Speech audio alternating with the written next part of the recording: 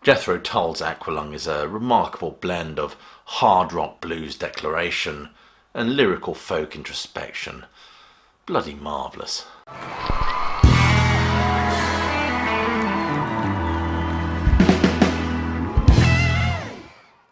What a progression it was from the folky rock of Benefit to the larger-than-life conceptual rock of Aqualung. Sophisticated compositions, complex intellectual lyrical constructs, although don't call it a concept album, otherwise you'll have Ian Anderson chewing his own beard off. But nevertheless, many have argued it certainly prompted the full-blown leap into progressive rock proper, albeit somewhat of a parody to some extent. That was Thick as a Brick, the mother of all concept albums. But with Aqualung, the lyrical conceit, which is a critique of Christianity in England, on side 2, of course, which is beautifully juxtaposed on side 1 with these little pinching vignettes of the downtrodden and dispossessed. And the most famous of all, of course, being that phlegmy old soap dodger of the title track. That iconic vagrant is conceptually vivid and musically as potent today as it was back in 1971. The character studies on this album from Aqualung and Cross-Eyed Mary, of course, are these seedy participants in the broad canvas of Anderson's vision here. With some remarkable musical excursions, not only in terms of progressive rock, but also in terms of hard rock blues, as well as exploring the fabled imagery or the paradigms of folklore with Mother Goose. All sitting rather seamlessly side by side with Anderson's anti-authoritarian sentiments on side 2. It's an example of Anderson's willful iconoclasm, both secular and spiritual, as he expresses his disillusionment with churchy goings-on, shall we say. The traditions of Sunday service, tweed, buttered crumpets and ritualised buggery. It's a well-orchestrated piece of spleen venting. And John Lydon, as a chap that knows a thing or two about spleen venting, described this album as stunning. It's a milestone of an album that breaks Jethro Tull in the USA, I think. Although interestingly, the tour actually started in London, supported by Steel Eye Span. But the recording of this record is fascinating as well. This album became one of the first recorded at the newly opened Island Records studio on Basing Street, London. Famously, Led Zeppelin recording their untitled 4th album at the same time. In an interview on the 25th anniversary edition of this album, Tull's bandleader Ian Anderson said that trying to record in that studio was very difficult because of its horrible, cold, echoey feel. Interestingly, there were 2 recording studios at this location, and Led Zeppelin worked in the smaller studio downstairs, while Tull got the larger studio, which was the main body of a converted church. Martin Barr said, and I'm quoting, "Jimmy Page walked into the control room to say hello, just as I was recording the solo to Aqualung. Now in those days, if you didn't get the guitar solo in 1 or 2 takes, it might just become a flute solo. It was go in there and do it or else." And he was Jimmy Page waving like mad, "Hey Martin!" And I'm thinking, I can't wave back or I'm going to blow the solo. I certainly think Tull get the sticky end of the stick in terms of where they recorded Aqualung, which has probably contributed to the sonic issues, shall we say, with the overall sound of the album. The band was certainly aware they had to make a very special record, one that bridges the gap between the more riff-based simplicity of popular music, but also one that explored that wonderful cross-pollination of musical form that was progressive rock. But the band were already kind of doing that with their stand-up album. Roy Harper's influence on Anderson mustn't be understated, and his intimacy in the approach to songwriting was apparent on the stand-up album. Stand-up, of course, is the first Jethro Tull album proper, as far as I'm concerned, as it moves them away from that blues paradigm, although John Peel was not very happy with it.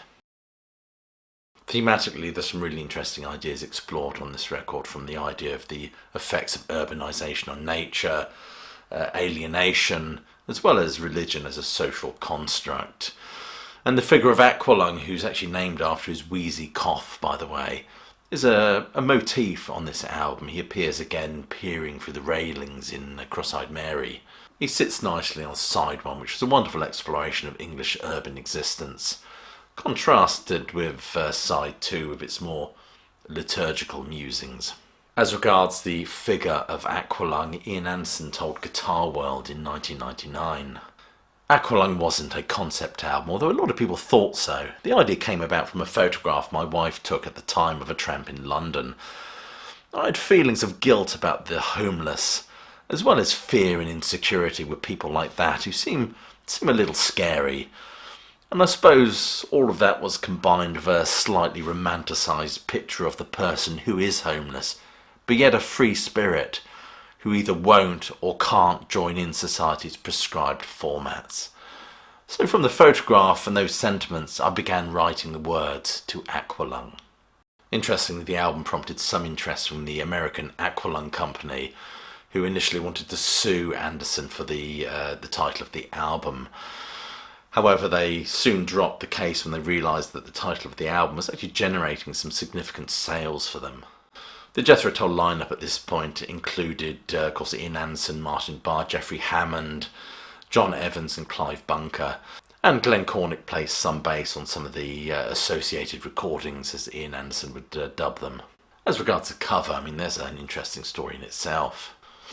The cover painting was by Burton Silverman, who later went on to sue the band and management record company for image rights. He initially said that he was creating some album art. He didn't feel he wanted to create something that would adorn posters and t-shirts ad infinitum. I think it's perhaps a bit naive of him, to be honest with you.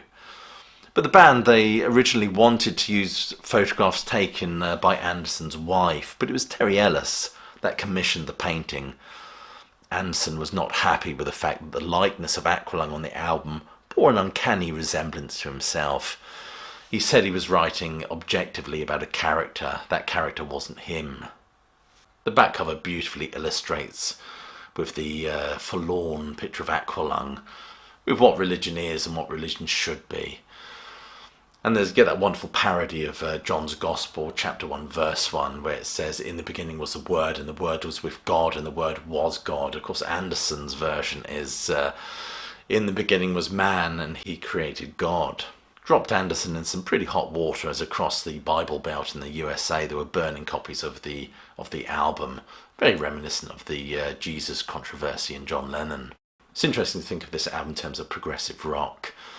There are progressive rock tendencies on this record, certainly with My God and the title track, but it draws heavily from sort of English folk whimsy, heavily influenced by Bert Jansch, and it also employs a kind of photorealism in its depiction of the urban dispossessed, which sets it apart from a lot of progressive rock at the time. In fact, Dom Lawson wrote in 2011, "Progressive rock's relationship with reality has often been quite a distant and complex one, not least because the adventurous and often otherworldly musical ethos that has always driven the genre's tendency to elicit lyrical conceits of a largely fantastic or fictional bent."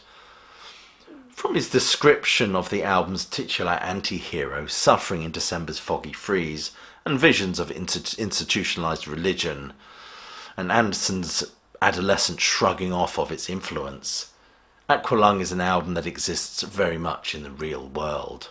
Of course, writing about earthy and maybe even unpleasant themes doesn't preclude it from the prog rock canon. Camel, of course, recorded their Stationary Traveller album many years later, which was grounded in historical realism. So let's talk about the song, shall we? I mean, Aqualung is more than just a tongue-in-cheek study of a tramp spitting out pieces of his broken luck. The title depicts a beggar in all his lechery and shabbiness.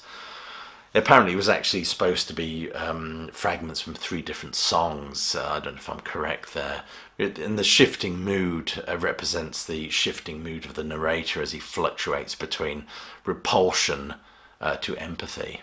And pathos is perfectly evoked in the listener with a number of verbs that denote his plight. He bends to pick up the dog end and wanders lonely. Snot's running down his nose, greasy fingers smearing shabby clothes. Craig Thomas has described this particular song as a marriage between hard rock blues declaration and lyrical folk introspection, but it's interesting that declaration is shouted from the other side of the street, putting some distance between the listener and the rather grubby character of Aqualung. Cross-eyed Mary, the exploited and the exploiting, really, a child prostitute. Of course, this her innocence, I think, is emphasised beautifully live, as Anderson always started this song with a blast of "Pop Goes the Weasel" on his flute.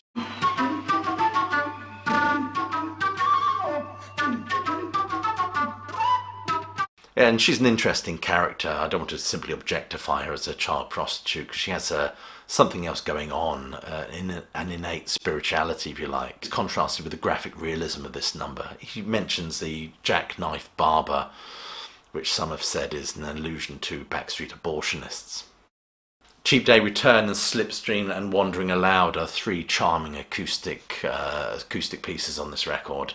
They serve as a nice bridge, almost a palate cleanser between some of the more challenging, thematically challenging material. Cheap Day Return deals with Anderson visiting an ailing father and exploration of his guilt. There's a pun on Cheap Day Return, meaning the experience is cheapened, I think, but also Cheap Day Return was a type of train ticket you bought in the day. The fact that he's performing something out of duty rather than out of love. It also questions, brings into focus him feeling uncomfortable with the idea of fame, where he talks about signing an autograph. Interesting how the train is often used in Jethro Tull. It becomes part of the Tull mythology. I wonder if Anderson is an enthusiast, certainly with locomotive breath, with that thundering metaphor, but also on Pussy Willow, Watching Me, Watching You. And I think even the Passion Play employs a locomotive somewhere, or a train somewhere, if I'm not mistaken. Carl Jung interestingly suggests that the train represents a loss of control, kind of shuffling madness, if you like. Mother Goose is firmly set in central London, of course. That blends that the fable with the urban in many respects. It's quite an interesting piece on side one. It's a bit of urban reportage. With its fairgrounds and circuses, it appeals to what many critics would call the carnivalesque. Rolling Stone magazine has said this song encapsulates the feel of a real Elizabethan madrigal. It's filled with descriptive detail which is both archaic and up-to-date. Lyrics and melody mutually complicit in the same purpose, to both express the continuity of English life.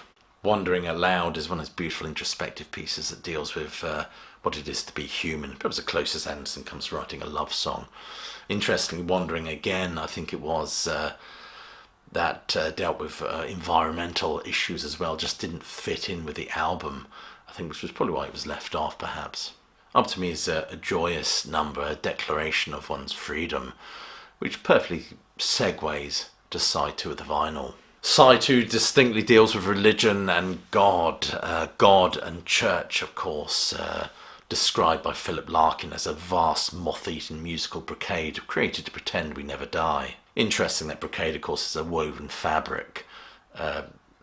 Larkin here is saying that religion itself is a kind of a woven fabric, an analogy I think Anderson would approve of. Hymn 43 speaks of disseminating the hypocrisy of myth-making religion.